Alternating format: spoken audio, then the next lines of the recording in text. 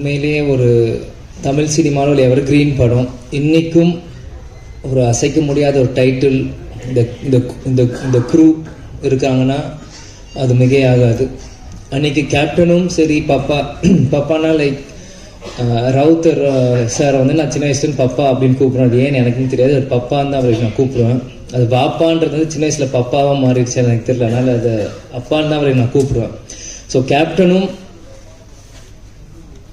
ராவுத்தர் பாப்பாவும் இரண்டு பேரும் ஒரு மிகப்பெரிய ஒரு படத்தை உருவாக்குறதுக்கு முக்கியமான காரணமாக இருந்த செல்வமணி சாரும் இந்த நேரத்தில் நான் சொல்லிக்கிறேன்.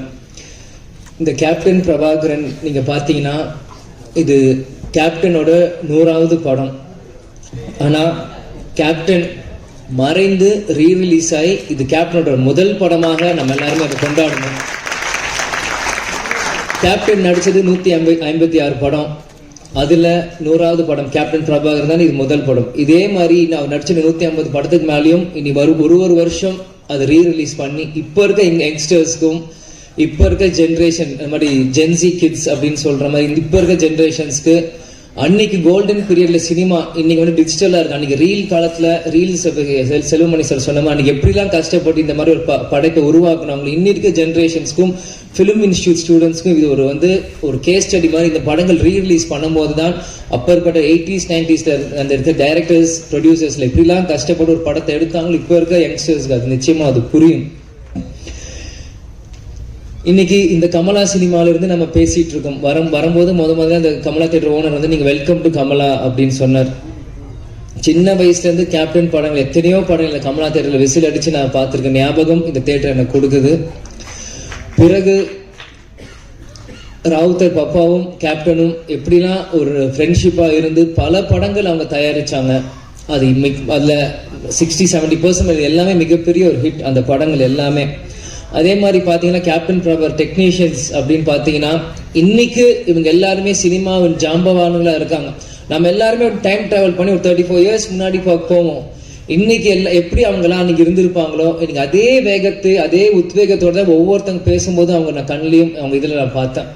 இன்னைக்கு ஏன்னா இந்த படத்தோட ஃபைட் மாஸ்டர் சுப்ரசூரன் சாரா இருக்கட்டும், கேமராமேன் ராஜராஜன் சாரா இருக்கட்டும், ஏன்னா எல்லாருமே எனக்கு சின்ன வயசுலேருந்து எனக்கு பரிச்சயம். எனக்கு எல்லாருமே தெரியும். கேப்டன் இங்கே இருக்க ஒவ்வொருத்தரும் மேடையில் இருக்க இந்த படத்துக்காக உழைச்ச ஒவ்வொருத்தையும் கேப்டன் எப்படியெல்லாம் அவங்களை வந்து இன்னைக்கு இவங்க எல்லாருமே கேப்டனை பற்றி புகழ்ந்து பேசுறாங்க. ஆனால் கேப்டன் ஒவ்வொரு நாள் ஷூட்டிங் முடிச்சு ஒவ்வொரு ஷாட்ல இருந்தும் இன்னைக்கு எப்படி ஃபைட் நடந்து எங்களை எல்லாருமே கூப்பிட்டு எங்களுக்கு சொல்லுவார், அப்பா எப்படிலாம் இந்த படத்தை நாங்கள் பண்ணியிருக்கோம். ஏன்னா இன்னைக்கு மன்சூர் அலி அண்ணா சாரா இருக்கட்டும், இன்னைக்கு செல்வமணி சாரா இருக்கட்டும், லைகத் அலி அண்ணா சாரா இருக்கட்டும், எல்லாருமே இன்னைக்கு என்னென்ன பேசுறாங்களோ இது எல்லாமே எனக்கு தெரியும். ஏன் இதை நான் சொல்றேன்னா அப்பா வந்து இது ஒண்ணுமே எங்கள்கிட்ட வந்து சின்ன வயசுல எங்களை வந்து ஷேர் பண்ணுவார். எல்லாமே இன்னைக்கு ஷூட்டிங்ல என்ன நடக்குது, இன்னைக்கு எப்படி அந்த ஷார்ட் இன்னைக்கு எப்படி நடந்தது அப்படின்ட்டு. ஸோ இது எனக்கு வந்து ஒரு டைம் டிராவல் ஆன மாதிரி தான் எனக்கு இருக்கு.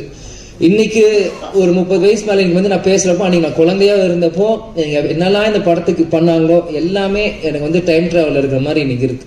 அன்னைக்கு இருந்த இளைஞர்கள் இன்னைக்கு ஜாம்பவான்களா இருக்காங்க. இந்த பொறுப்பு இன்னைக்கு இருக்க இளைஞர்களுக்கு நம்ம வந்து இந்த படத்தை நம்ம தூக்கி கொண்டாடணும். இது நம்மளோட பொறுப்பு.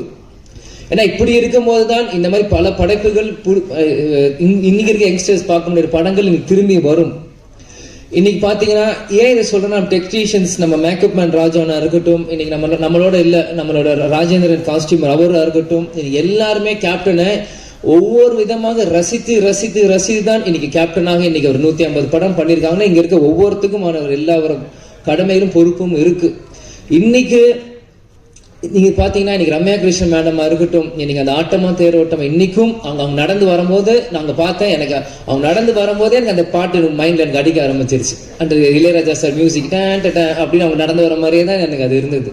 இன்னைக்கு சரத் சார் இன்னைக்கு வந்து சுப்ரீம் ஸ்டாரா இருக்கும்போது இந்த படத்துல இருக்கும்போது நான் அப்படியே அன்னைக்கு அதை கனெக்ட் பண்றேன். அன்னைக்கு எவ்வளவு இளமையா ஒரு மிஸ்டர் மெட்ராஸ் அப்படின்னு டைட்டில் எடுத்து அந்த படத்தை ஆரம்பிச்சிருக்கும் போது சரத் சார் இந்த படத்துக்கு எவ்வளோலாம் கஷ்டப்பட்டிருப்பாரு. செல்வமணி சார் சொன்ன கழுத்து உடஞ்சிருந்து இது ப்ராப்ளம் இருந்தது.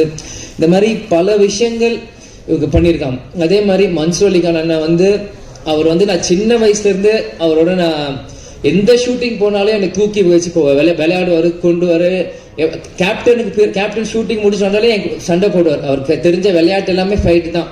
அதுக்கு பிறகு ஒரு சண்டை அப்படின்னா மன்சூர் அலிகான் அவரோட தான். ஏன் இதை நான் சொல்றேன்னா, ஷூட்டிங் தாயகம் அப்படின்னு ஒரு படத்துல போறப்போ இவ்வளவு பெரிய மூக்கு இப்படி வச்சுட்டு குண்டு மணாலியில பின்னாடி வந்து பயமுறுத்துறது, எங்களை தூக்கிட்டு போறது, அவங்களோட டாட்டர்ஸ் ரூபியா இருக்கட்டும், இந்த மாதிரி எத்தனையோ பேர் அவங்களோட சின்ன வயசுல நாங்கள் பழகி இருக்கோம்.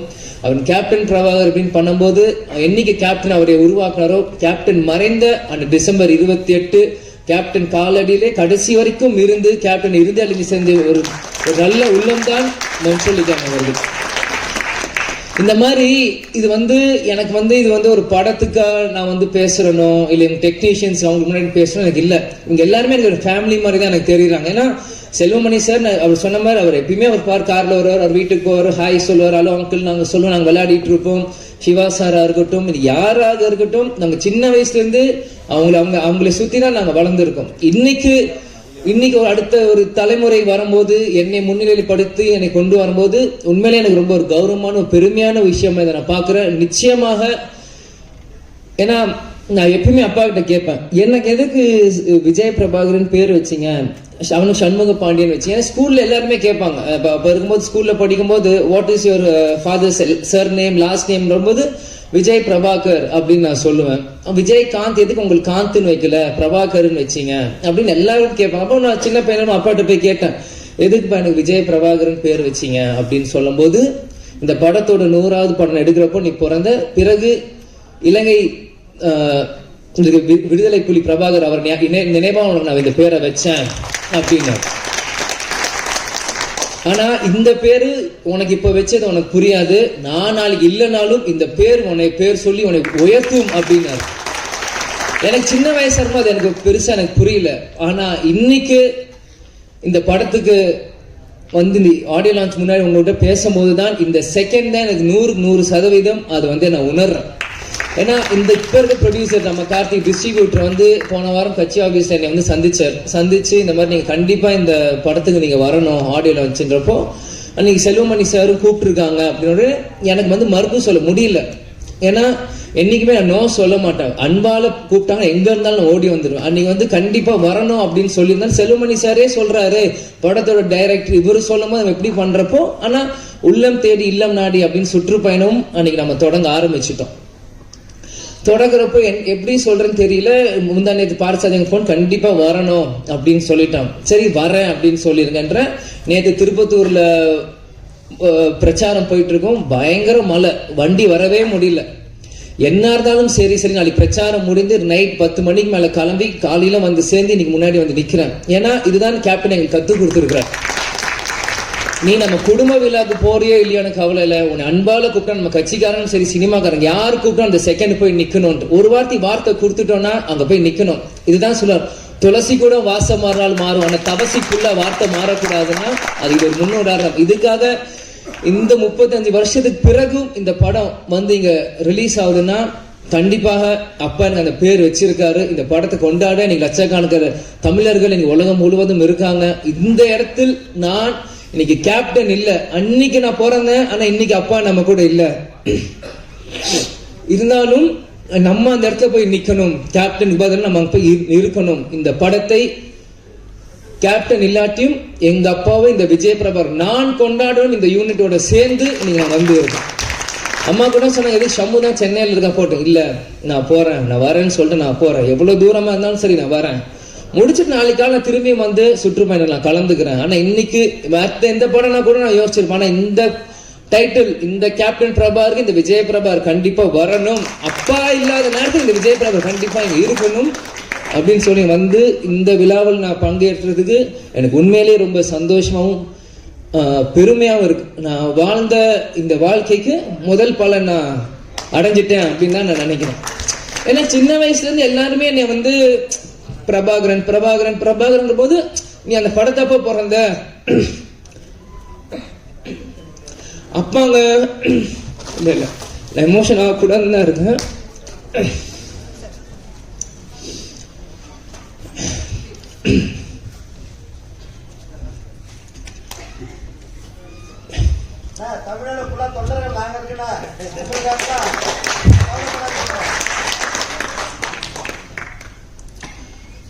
கேப்டன் எங்கேயும் போல, நம்மளோட தான் இருக்கார். இவங்க இவ்வளவு நேரம் நம்ம எல்லாரும் பேசினாங்களே, இதுதான் கேப்டன்.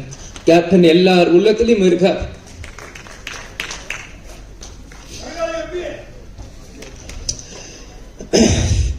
அதெல்லாம் எனக்கு முக்கியம் இல்ல. கடைசி வரைக்கும் நம்ம ஜெயிக்க பையன்றது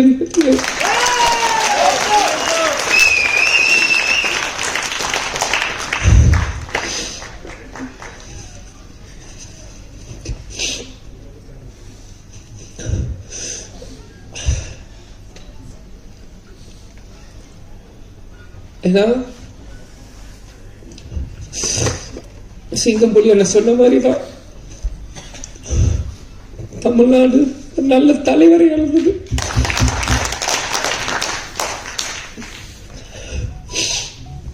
சாரி. ஏன்னா நான் அப்பா இறந்து 1 வருஷம் ஆயிடுச்சு, இன்னும் அழுதுட்டு இருக்காங்க. நிறைய பேர் கிண்டல் பண்றான். இந்த உயிர் கடைசி செகண்ட் உலகத்தில் அப்பா நினைச்சுட்டே தாடா இருப்பேன். எங்க அப்பாவை நினைச்சு தினந்தோறும் நான் அழுவேன்.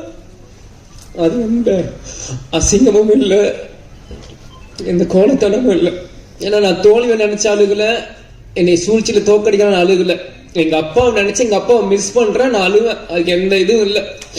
நிச்சயம் கேப்டனோட பிளெஸிங் இந்த படத்துக்கு இருக்கும்.